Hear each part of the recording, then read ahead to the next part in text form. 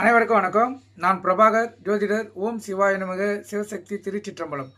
இன்று பிறந்த நாள் காணும் அனைவருக்கும் வாழ்த்துக்கள்.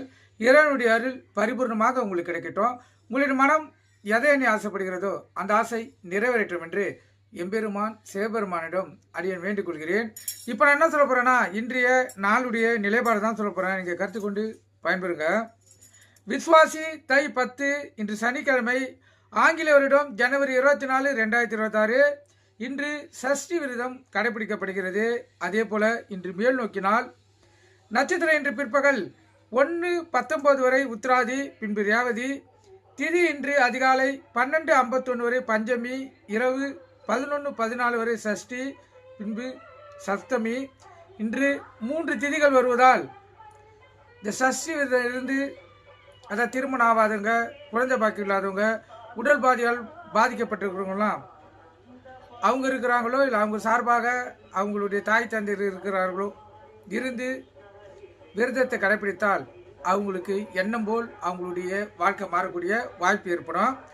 3 திதிகள் வரக்குள்ள அது மும்மூர்த்திகள், முப்பெருந்தேவிகள் ஆசீர்வாதத்துடன் இந்த நாள் செல்லும். நீங்கள் கருத்துக்கொண்டு பயன்பெறுங்க. யோகம் சித்த யோகம், மரண யோகம். சந்திராச நட்சத்திரம் பூரம் உத்திரம். ராசி பார்த்தீங்கன்னா சிம்மம், கன்னி.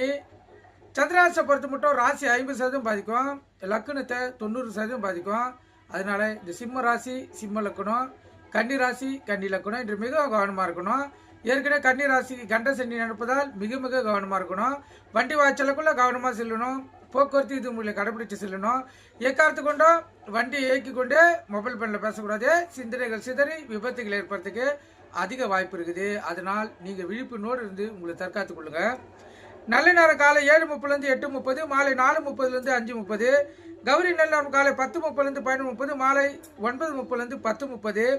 இந்த கௌரி நல்ல நேரத்தில் புதுமண தம்பதிக்கு சாந்தி முகூர்த்தம் அமைப்பது, குழந்தை பாக்கி இல்லாதவங்க பயன்படுத்துவது, எந்த ஒரு நல்ல காரியத்துக்கும் கௌரி நல்ல நேரத்தையும் சுபவாரியும் சேர்த்து பயன்படுத்தினா வாழ்க்கையில் வெற்றி பெற முடியும். அதே போல் குருவையும் கேதுவையும் இணைத்து பயன்படுத்தினாலும் வாழ்க்கையில் சுபவாரியில் வெற்றி பெற முடியும். கருத்தில் கொள்ளுங்க.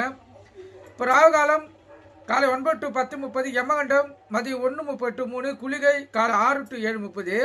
குளிகைனா மாந்தினா குளிகை. இந்த காலகட்டத்தில் எந்த ஒரு நல்ல காரியமும் கெட்ட காரியமும் செய்யக்கூடாது, தீவினையை ஏற்படுத்தும். சூளம் கிழக்கு. கோயிலுக்கு சென்றால் கிழக்கு சைடு பார்த்து தான் கற்பூர விளக்கு ஏற்றணும். ஏன்னா இன்று கிழக்கு தசநாதன் வழி நடத்துவதால் அவர் வழியிலேயே செல்வது சிறப்பு. நீங்கள் கருத்தில் கொண்டு பயன்பெறுங்க. நன்றி, வணக்கம். வாழ்க வளமுடன்.